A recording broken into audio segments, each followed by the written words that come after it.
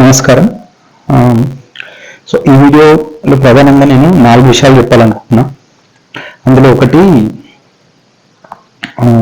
TRS భాజపాలో విలీనం అవుతుంది అని కొన్ని యూట్యూబ్ ఛానళ్ళు, కొన్ని అంటే తెలంగాణ వ్యతిరేక శక్తులు, కాంగ్రెస్ వాళ్ళు కొంతమంది, అంటే వీళ్ళు వాళ్ళు ఒకటి కాదు, కాంగ్రెస్ వాళ్ళు కొంతమంది, తెలంగాణ వ్యతిరేక శక్తులు కొంతమంది తెగ ప్రచారం చేస్తూ ఉన్నారు.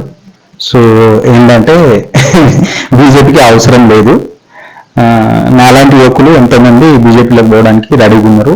బీజేపీకి ఎట్లా చేయాలను అంటే, బీజేపీకి భవిష్యత్తు ఉంటుంది తెలంగాణ. 3 పార్టీలకు ఉంటుంది, కాంగ్రెస్, బీఆర్ఎస్, బీజేపీ. ఈ 3 పార్టీలు ఎప్పటికీ ఉంటాయి తెలంగాణలో.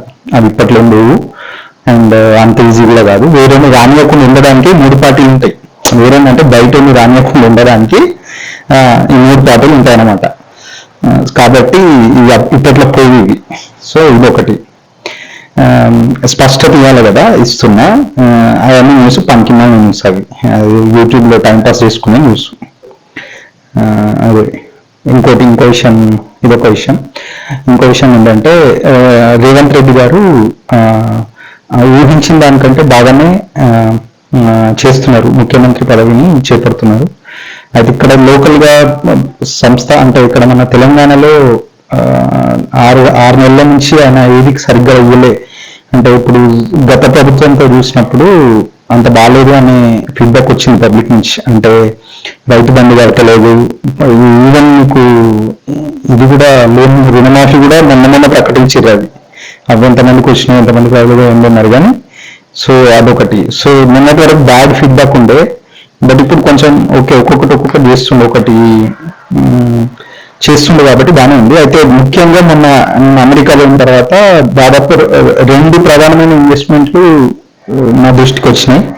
ఒకటి పెడతామని, అది పెడతారో లేదో అందులో ఎంత ఇది. ఒకటి శ్రీని రాజు వాళ్ళది కాగ్నిజెంట్ టెక్నాలజీస్, రెండోది ఏదో ఫైనాన్షియల్ కంపెనీ. సో రెండు వస్తున్నాయని చెప్పారు. అదంతా 10 లక్షల చదరపు అడుగులు, శ్రీనివాసది కాగ్నిజెంట్ టెక్నాలజీ ఎక్స్పాండ్ చేస్తామని చెప్పి. అది ఎక్కడ ఏదో స్మార్ట్ సిటీనా, ఏమో కొత్త సిటీ, న్యూ సిటీనా ఏదో పెట్టి రేవంత్ రెడ్డి గారు అక్కడెక్కడో చెప్తున్నారు కదా అటు సైడ్. సో అక్కడ వస్తుందా మరి, ఇక్కడ హైదరాబాద్ వస్తుందా మనకు తెలియదు, కానీ 15,000 ఉద్యోగాలు ఇస్తామని చెప్తా ఉన్నారు.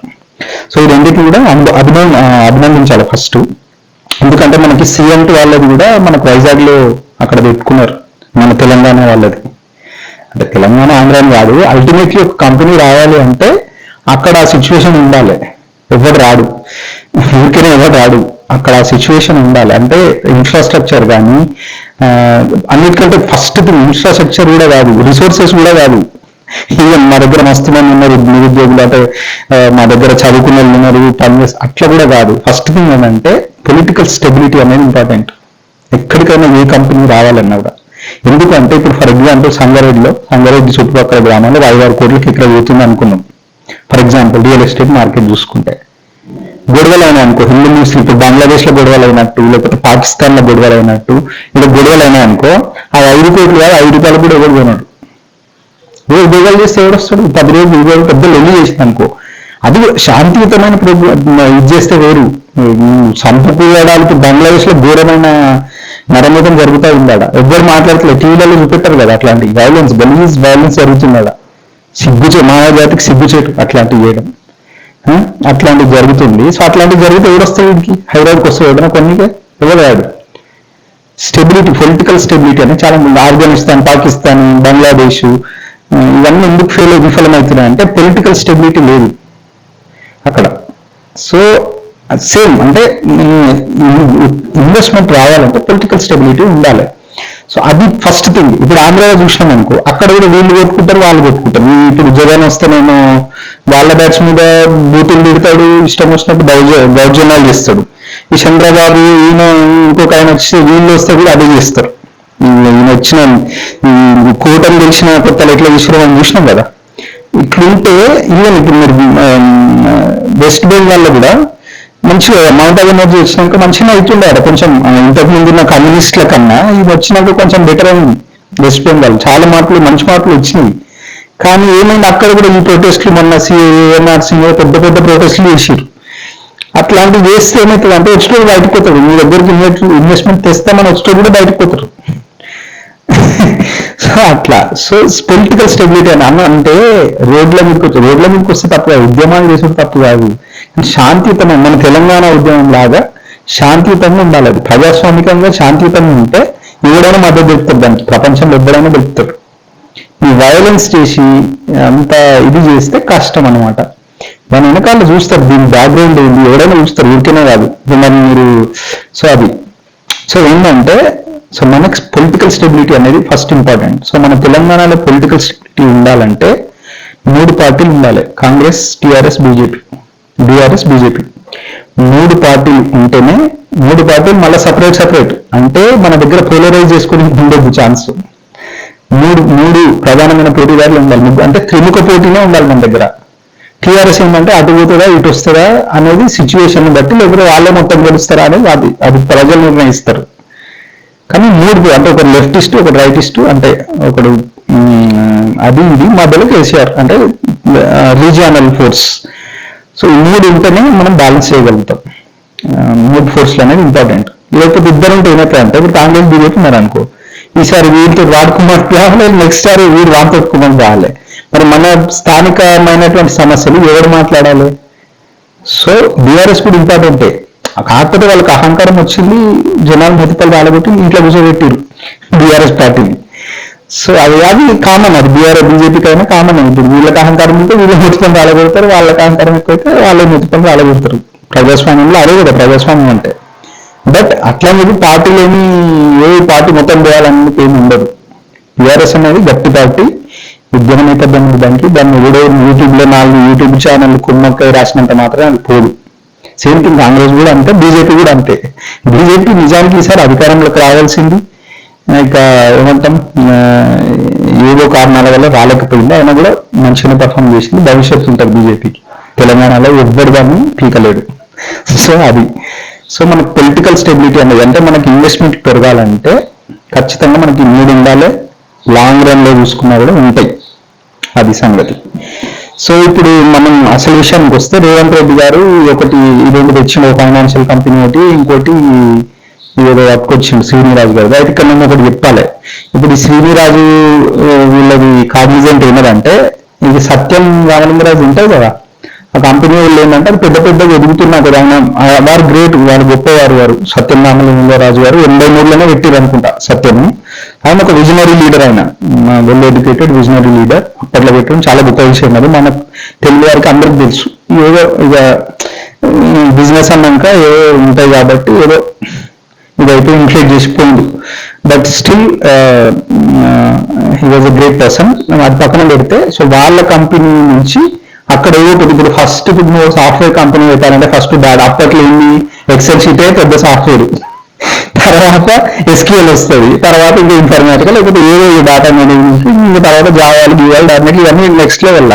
స్టార్టింగ్ ఎక్సెల్ షీట్ మైక్రోసాఫ్ట్ ఏమంటే పవర్ పాయింట్, మైక్రోసాఫ్ట్ వచ్చుడే ఈ ఆఫీస్ వచ్చుడే పెద్ద సాఫ్ట్వేర్ స్టార్టింగ్ లో, అంటే 90s లో అదే పెద్ద సాఫ్ట్వేర్ కంపెనీ. సో అప్పట్లో ఆ టైంలో అట్లనే ఉండే. సో బట్ ఆ స్టేజ్ నుంచి ఇక్కడికి తీసుకొచ్చిందంటే అది విజనరీ. ఆయన డెఫినెట్లీ సత్యం రామలింగరాజు గారు విజనరీ ఉండే. సో అది ఏమవుతుంది అంటే, ఒక సాఫ్ట్వేర్ కంపెనీ వాళ్ళకి పెద్ద ప్రాజెక్టులు వస్తున్నాయి కొద్ది, అంటే ఇప్పుడు ఏమైంది SAP ERP ప్రాజెక్ట్స్ వచ్చినాయి అనుకో, అంటే వాల్యూ ఉంటుంది కదా.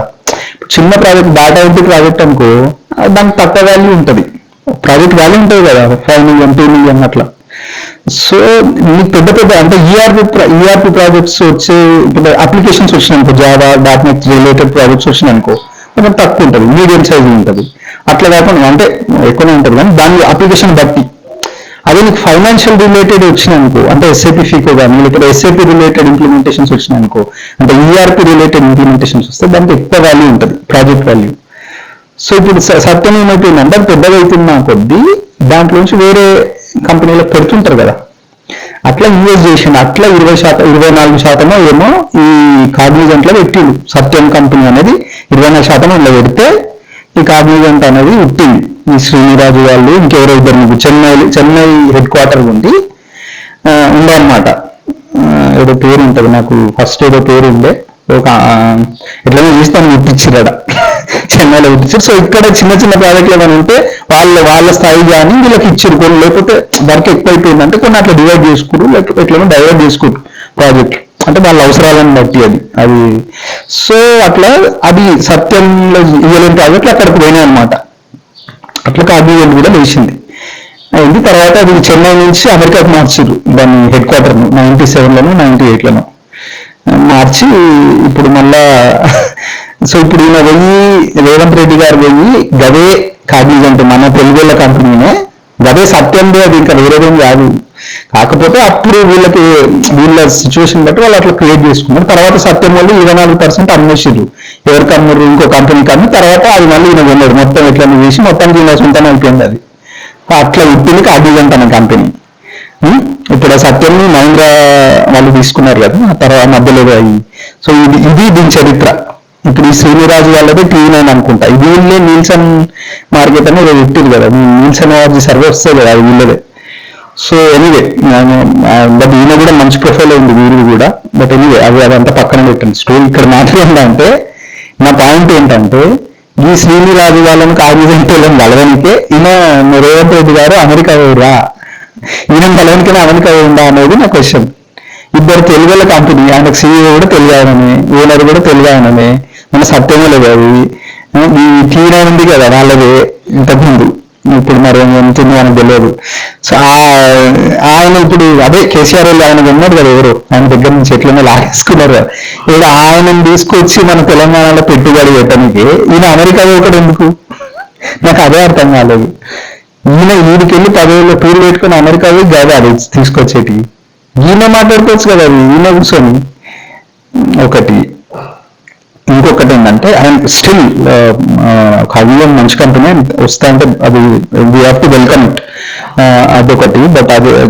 బట్ నేను క్రిటిసైజ్ చేస్తుంది మన రేవంత్ రెడ్డి సార్, వాళ్ళని కాదు, అది సంగతి.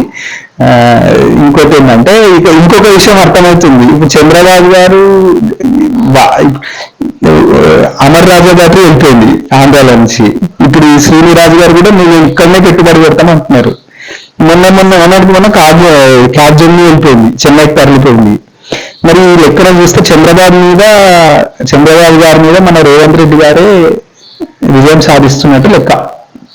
ఇది అమెరికా ఉందా ఆస్ట్రేలియా ఉందా అన్న పక్కన పెడితే పెట్టుబడులు వచ్చాయి, అది ఇంకేం ఫైనలైజ్ ఇంకా పెట్టలేరు, ఇప్పుడే పెడతారా ఏమైతే తర్వాత సంగతి.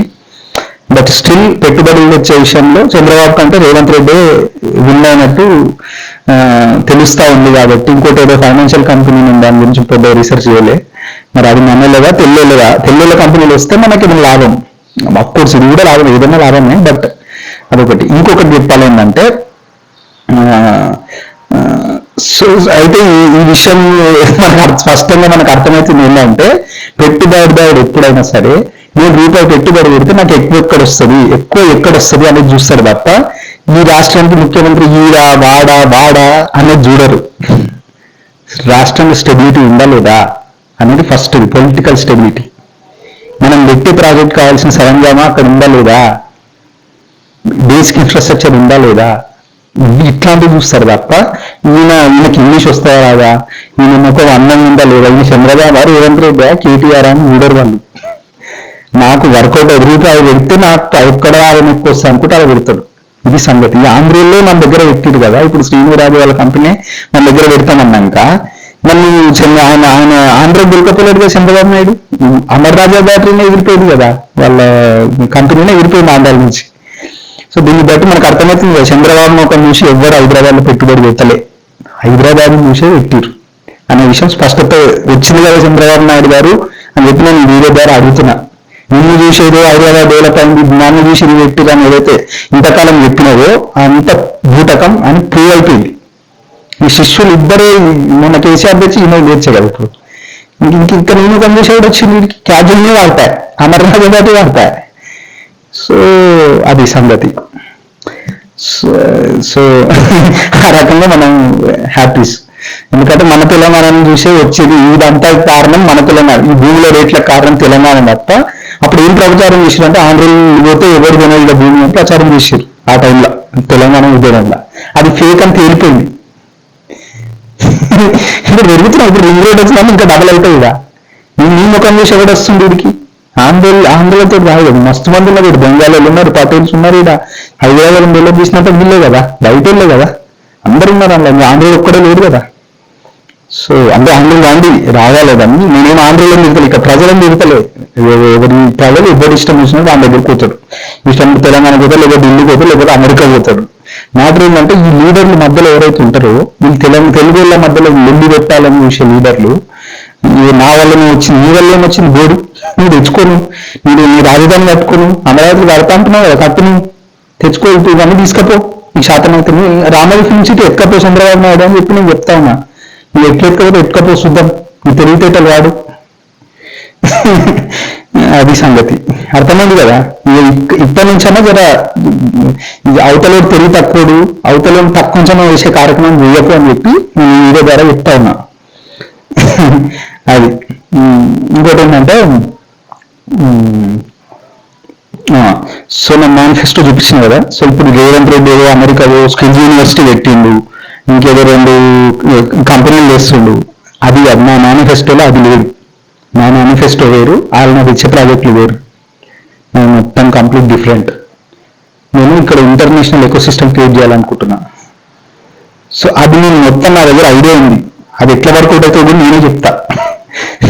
నాకు ప్రత్యేక ఇప్పుడు ఈయన వెళ్ళి వాళ్ళని వీళ్ళని పట్టుకొని కాంటాక్ట్లు ఉన్నాయి, నాకు అట్లా కాదు, నాకు డైరెక్ట్ కాంటాక్ట్లు ఉన్నాయి. నేనే ఇప్పుడు సంగారెడ్డిని సెంట్రల్ సిస్టర్ సిటీ చేస్తా అన్నా. ఎందుకన్నా నాకు సెంట్రల్ లో డైరెక్ట్ కనెక్షన్స్ ఉన్నాయి, నాకు నేను పని చేసిన చెప్తున్నా కదా, నాకు తెలుసు డైరెక్ట్ కనెక్షన్ ఉంది. అంటే నేను లేదు ఇప్పుడు తెచ్చుకోవాలి ఇంకా, బట్ నాకు డైరెక్ట్ ఉన్నాయి. ఇప్పుడు ఇది ఉంది యునెస్కోది, నేను చెప్పిన ఎందుకు చెప్పిన అంటే, ఇప్పుడు ఇక్కడ నేను యూనివర్సిటీ పెడదాం అనుకుంటున్నా కదా, దానికి నేను ఎల్ఐసి ఒక ఫండింగ్, యునెస్కో ఒక ఫండింగ్ అని చెప్పిన. ఎందుకు చెప్పిన, మనం ఎల్ఐసికి రైతు బీమా పథకం గత 10 సంవత్సరాలు, అంటే దగ్గర 7-8 సంవత్సరాల నుంచి కడుతున్నాం వాళ్ళకు. సో మనకు డబ్బులు ఉన్నాయి వాళ్ళ దగ్గర, అంటే డబ్బులు ఏం లేవు కానీ మనం వాళ్ళతో రిలేషన్ ఏర్పాటు చేసుకున్నప్పుడు దాదాపుగా 10-12 వేలు కట్టుంటాం ఇప్పటికి కోట్లు ఆ స్కీమ్కి. ఇప్పుడు మరి పంట బీమా కూడా కడుతుంది, అది ఎల్ఐసికా మరి దేంతో నాకు తెలియదు కానీ. సో ఇన్ని కోట్లు మనం కట్టినాం కదా, అంటే ఒక రిలేషన్షిప్ ఏర్పడ్డది కదా, మనం దీంట్లో ఇన్వెస్ట్మెంట్ రూపంలో చేయాలనుకుంటున్నాం ఎల్ఐసి నుంచి. ఎల్ఐసి మనం దానం చేయమంటలే, ఇన్వెస్ట్మెంట్ రూపంలో ఇద్దామనే ప్లాన్ ఉంది నాకు. రిలేషన్ ఉంది కాబట్టి మన స్టేట్ గవర్నమెంట్కి ఎల్ఐసికి ఒకటి. ఇంకోటి యునెస్కోని ఎందుకు చెప్పినా అంటే, యునెస్కోకి 2010లో అమెరికా ఏం చేసిందంటే వాళ్ళ ఫండింగ్ చేయడం ఆపేసింది యునెస్కోకు. సో మళ్ళీ 2023 జూన్లో వాళ్ళు మేము మళ్ళీ యునెస్కోలో రీజన్ అయ్యారు. 2018లో వాళ్ళు యునెస్కో నుంచి వెళ్ళిపోయారు, అమెరికా ఇంకా ఇజ్రాయల్ 2 వెళ్ళిపోయి. నాకెందుకు రాదు ఇది, మేము ఫండింగ్ ఇవ్వాలి, మళ్ళీ మామూలు వాళ్ళు వెళ్ళిపోతారు జనాలు అని వాళ్ళు వెళ్ళిపోయారు, యునెస్కో నుంచి బయటకు వెళ్ళిపోయారు వాళ్ళు. ఫండింగ్ అయితే 2010-11 ఆపేసింది అమెరికా. సో అట్లాంటి వాళ్ళు మళ్ళీ 2023 జూన్లో మేము మళ్ళీ యునెస్కోలో జాయిన్ అయ్యారు వాళ్ళు ఇప్పుడు ఫండింగ్ చేయడానికి. ఇప్పుడు వరల్డ్ హెరిటేజ్ కల్చర్ సంథింగ్ ఏదో మీటింగ్ కూడా జరిగింది మొన్న గత వారం కింద. సో వాళ్ళు ఇప్పుడు ఫండింగ్ చేయడానికి అడుగుతున్నారు. సో నేను వాళ్ళ ఇప్పుడు అమెరికా ఇచ్చే ఫండింగ్ ని యునెస్కో ద్వారా నేను మన సంగారెడ్డిలో వేయాలనేది నా ప్లాన్. ఒక సైడ్ ఎల్ఎస్సి నుంచి, ఇంకోటి యునెస్కో నుంచి. యునెస్కో వాళ్ళు దేనికి ఫండ్ చేస్తారంటే, మనది ఆస్ట్రాలజీ యూనివర్సిటీ అనేది, అంటే నేను ఏదో జ్యోతిష శాస్త్రం, మన దగ్గర భారతీయ విద్యాభవన్ ఉంది, నేను అట్లాంటిది పెట్టాలనుకోవట్లేదు. ఇప్పుడు మన యూనివర్సిటీ అట్లాంటిది కాదు, ఇంటర్నెట్ అసలు ప్రపంచంలో ఎక్కడ లేని, ఇప్పటివరకు ఎక్కడ లేదు ఇట్లాంటిది. అది నేను చెప్పిన తర్వాత మీకు తెలుస్తుంది అది. అందుకే నేను సో ఇది ఇప్పుడు ఎందుకు చెప్తున్నా అంటే, నేనేదో స్కిల్ యూనివర్సిటీ పెట్టి ఏదో 4 ఇన్వెస్ట్మెంట్లు వేస్తే నా ప్లాను ఆ ప్లాన్ ఒకటి కాదు, అర్థమైందా. నా ఐడియాలకు సిమిలర్గా రేవంత్ రెడ్డి ఐడియాలు ఉన్నాయి, అది ఇది ఒకటి కాదు. నాది ప్యూర్ ఒరిజినల్, మన ఇండియన్స్కి లాగా పరిచయం ఉంటుంది. ఇప్పుడు ఆయన తెచ్చే ప్రాజెక్టులతోటి 4 జాబ్లు వస్తాయేమో, కానీ డిస్ట్రప్షన్ అనేది జరగదు. దాంతో డిస్ట్రప్షన్ జరగాలంటే మనం ఇప్పుడు మన పర్ క్యాపిటల్ ఇన్కమ్ 3,000, 2,800, 3,000 ఎంతనో, 3,000 చిల్లర, 2,500 నుంచి 3,500 ఇదంతా వస్తుంది. ఇప్పుడు రాష్ట్రంలో అయితే 3,800 ఉంటుందేమో, ఈ దేశంలో అయితే 2,700, 800 ఉన్నట్టుంది నాకు ఇప్పుడు ఏమో తెలియదు, కొంచెం అటు ఇటుగా. దాంతో ఇప్పుడు ఇంకా ఇన్వెస్ట్మెంట్లు తెచ్చి, ఇప్పుడు నిన్న జయరామ్ రమేష్ గారు నిన్న పార్లమెంట్లో నిన్న చెప్పారు, మ్యానుఫ్యాక్చరింగ్ జరగాలి, లేబర్కు ఉద్యోగాలు రావాలి, నేను ఇంతకుముందు చెప్పిండే. కానీ అట్లా చేస్తే అదొకటి కాదు, డిస్ట్రప్షన్ కావాలి. అంటే మన కంప్లీట్లీ అంటే ఊహించుకొని మార్పు రావాలి. సింగపూర్లో జరిగినట్టు, చైనాలో జరిగినట్టు. 1992-93 అరౌండ్ ఆ టైం వరకు చైనాది ఎంతనో ఇండియాది అంతే పర్ క్యాపిటల్ ఇన్కమ్. కానీ ఈరోజు చైనాది ఇండియా కంటే దాదాపుగా ఎంత 4-5 రెట్లు ఎక్కువనేమో, అంటే 5 రెట్లు ఎక్కువ ఈరోజు. 12,000-13,000 ఉంది వాళ్ళది పర్ క్యాపిటల్. మనం ఇంకా దాని వచ్చినాం. అంటే 1992 ఆ టైంలో మనది వాళ్ళది 350-400 ఎంతనే ఉండే పర్ క్యాపిటల్. సేమ్ ఉండే, మనం ఎక్కువ ఉండే ఇంకా వాళ్ళకన్నా. ఇప్పుడు 2024 వచ్చేటికల్లా వాళ్ళది 13,000-14,000, మనం ఇంకా దానికి వచ్చినాం. కూడా 2,800 3,000 కానీ వచ్చినాం మనం. 2,800 ఉన్నాం అంతే. 2,500 అటు ఇటు మన దేశ పర్ క్యాపిటల్ ఇన్కమ్. ఇది ఇక్కడి నుంచి వాళ్ళు ఎట్లా పోయారంటే వాళ్ళు డిస్టర్బ్ చేసేది. ఆ డిస్ట్రప్షన్ అనేది జరగాలి. ఇండియన్ ఇన్వెస్ట్మెంట్లు వస్తాయి, ఇవి ఈయన కూడా ఎందుకు అంటున్నాడు రేవంత్ రెడ్డి సార్ కూడా. మొన్న దాకా కేటీఆర్ చేసిండు కదా, వాళ్ళకి ఏదో ఆయన కేటీఆర్ నేను ఇన్వెస్ట్మెంట్ వస్తాను మొత్తం హడావిడి చేసి అది కూడా తెచ్చిండు ఈయన.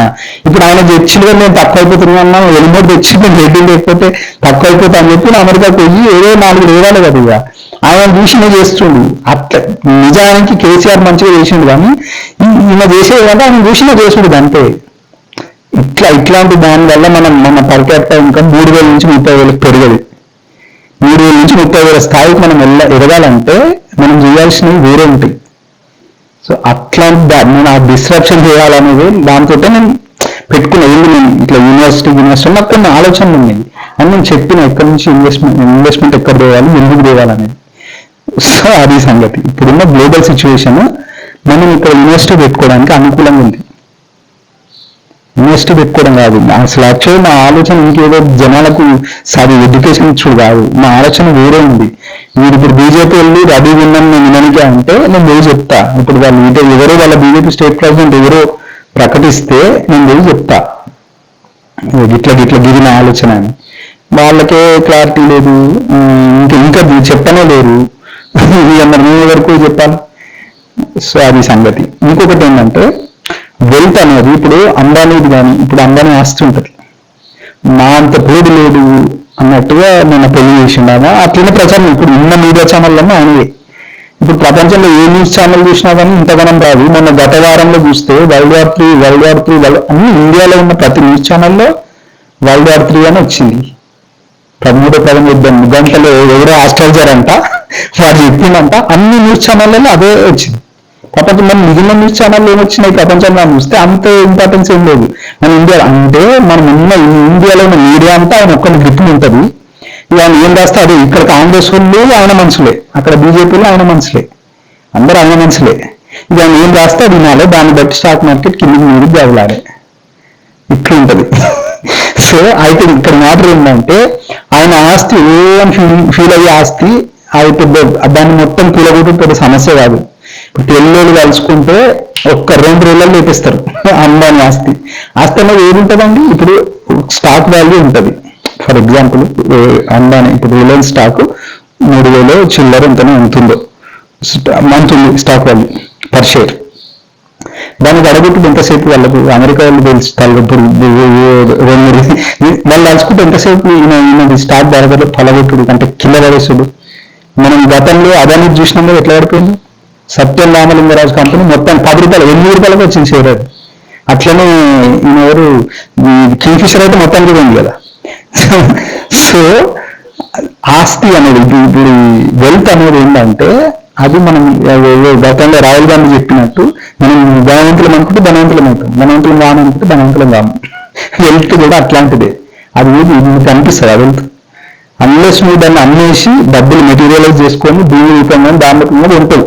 ఫర్ ఎగ్జాంపుల్ ఆ భూమి రూపంలో కూడా ఇప్పుడు నీకు పొలిటికల్ స్టెబిలిటీ లేదనుకో, సపోజ్ ఇప్పుడు బంగ్లాదేశ్ పరిస్థితి ఇండియాలో వచ్చిందనుకో, నీకు ఆస్తికి విలువనే ఉండదు కదా, ఏది నడవదు మీకు. ఇప్పుడు బంగ్లాదేశ్ లాంటి సిచ్యువేషన్ ఇండియాలో వచ్చిందండి, సపోజ్ ఇక్కడ వచ్చింది అనుకున్నాం. అమ్మాయి ఆయన ఇంత పొడుగు అంత పొడుగు అని చెప్పి ఆయన స్టాక్ పడిపోతుంది, ఉన్న మార్కెట్ మొత్తం పడిపోతుంది. అట్లాంటి పరిస్థితి ఇండియాలో వస్తాయి. అది పక్కన పెట్టండి, స్థిరాస్తులు కూడా ఉండవు వాళ్ళు, దేని కూడా కూడా కొనడు, అన్నం కూడా ఉండదు తినడానికి. ఇప్పుడు మనం చీట్లో దింపుతాం కదా, ప్రపంచంతో చూస్తే మన భారతదేశంలో అన్నం మంచిగానే దొరుకుతుంది, అది కూడా దొరకదు. ఇప్పుడు ధనవంతులను విరోధించినోడు ఉన్నాడు. అప్పుడు ఇంత పవర్ ఉండదు కదా. ఈయన ఏమనుకుంటున్నాడు, ఈయన ఏం భ్రమలలో ఉన్నాడు మన అందాన్ని అంటే, ఇక నేను పెళ్లి చేసిన ప్రపంచంలో చెయ్యండి, ఇక నేను ఢిల్లీ పడేస్తా, ఇక భవిష్యత్ భారత్దే అనుకుంటు ఆయన అమెరికన్ తక్కువ అంచనా ఇస్తుండు. ఫస్ట్ థింగ్ ఆయన అమెరికన్ తక్కువ అంచనా ఇస్తుండు. చైనా పక్కకు పోతాం, చైనా రేంజ్కి మనం ఇప్పట్లో ఏమి అమెరికాను కూడా తక్కువ అంచనా ఇస్తారు వీళ్ళు. అది సంగతి. అంబానీ చెప్తున్నాను, భారతదేశంలో చెప్తలేను, అంబానీ సంగతి చెప్తున్నాను నేను. ఇక ఫేస్బుక్ కూడా వచ్చిన దాంట్లో పెట్టిండు. ఇక నాకు యూకే వెళ్ళి మొత్తం నా చెప్పు చేతల్లోనే ఉంటాడు. ఇక మొత్తం నా అంత పేరు లేడని ఆయన ఊహించుకుంటున్నాడు. ఆడ ఈ ఇండియా మొత్తం 140 కోట్ల మంది నా చెప్పు చేతలు కదా ఆయన ఊహించుకుంటుండు. ఆయనకు అర్థం కాని విషయం ఏంటంటే, ఆయన ఏమంటే బొచ్చుతో సమానం.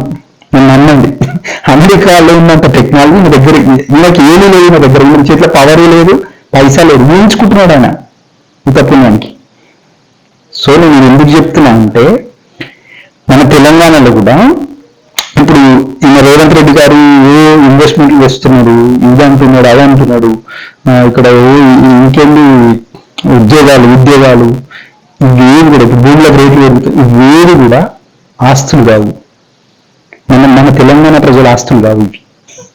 మనం ఆ ఆస్తిని మనం రియలైజ్ కావాలి, మన ప్రజలు రియలైజ్ కావాలి. అంటే ఈ అభివృద్ధిని మన ప్రజలు రియలైజ్ అయినప్పుడు దానికి ఒక సార్థకం, దానికి ఒక అర్థం ఉంటుంది. అంటే ఇప్పుడు ఫర్ ఎగ్జాంపుల్ ఇక్కడ రింగ్ రోడ్ వేస్తున్నారు సంగారెడ్డిలో, అది ఉద్యమాలు చేస్తారు, కమ్యూనిస్ట్ పార్టీ వాళ్ళు ఉద్యమాలు చేస్తారు. మాకు భూమికి ఇట్లెట్లా అమ్ముతారు, రైతులకు ఇష్టం లేకుండా అమ్ముతారు, అది అని. సో ఇది రెండిట్లో అవుతాం. ఇప్పుడు రింగ్ రోడ్ వద్దు అనలేము, రింగ్ రోడ్డు వద్దు అనలేము. వీళ్ళని భూమి అమ్ముకోనికి వాళ్ళ కష్టం అవుతుంది కాబట్టి వీళ్ళ ఉద్యమాలు కూడా ఆపండి, మీరు చేయకుండా అనలేము. కానీ ఇక్కడ ఒక విషయం ఉంది, ఈ రెండింటి మధ్యలో రైతుకి కరెక్ట్ ప్రైస్ అనేది దొరకాలి. ఇప్పుడు ఇది ఎక్కడైతే పోతుందో ₹1,00,00,000 లోపల లేదు. ఎక్కడ కూడా ఈ ₹1,00,00,000, కోటి కాదు ఇంకెక్కువనే ఉంటుంది. కొన్ని ల్యాండ్లు అయితే రోడ్డుకున్నాయి అనుకో 5,000 కోట్లు 10 కోట్లు కూడా ఉండొచ్చు. మెయిన్ రోడ్డుకుంటే ఈ లోపలికి విలేజ్ చేసుకున్నాయి అనుకో అవి జర తక్కువ ఉంటాయి. ₹1,00,00,000 కన్నా ₹1,00,00,000 లోపల అయితే ఎక్కడ లేదు. ఇప్పుడు రింగ్ రోడ్డు ఎక్కడెక్కడైతే ఇస్తారో అక్కడక్కడ. సో మరి వాళ్ళ కరెక్ట్ రేట్లు కావాలి కదా. వాళ్ళకి ఎంత 5 లక్షలు 10 లక్షలు ఇస్తే 20 లక్షలు ఇచ్చినా తక్కువనే, 20 లక్షలు ఇచ్చినా వాళ్ళకి తక్కువనే. ఒకే చెప్తున్నా నేను. సో మరి వాళ్ళకి అన్యాయం జరుగుద్ది కదా. సో ఇదే ఇక్కడనే మన ప్రజలు ఏమంటే మరి అమ్ముకున్నాడే బాగుపడ్డాడు కదా. ఇప్పుడు అమ్ముకున్నది మనం ఏంటి, వాడు కోర్టుకు అమ్ముకుందాం అనుకుంటే ఇప్పుడు అమ్ముకుందాం మనం దిగుతాం, ఇది అమ్ముకున్నట్టు ఉండడం కదా. ఇప్పుడు ఇది తక్కువ రేటు గవర్నమెంట్కి ఇచ్చే బదులు.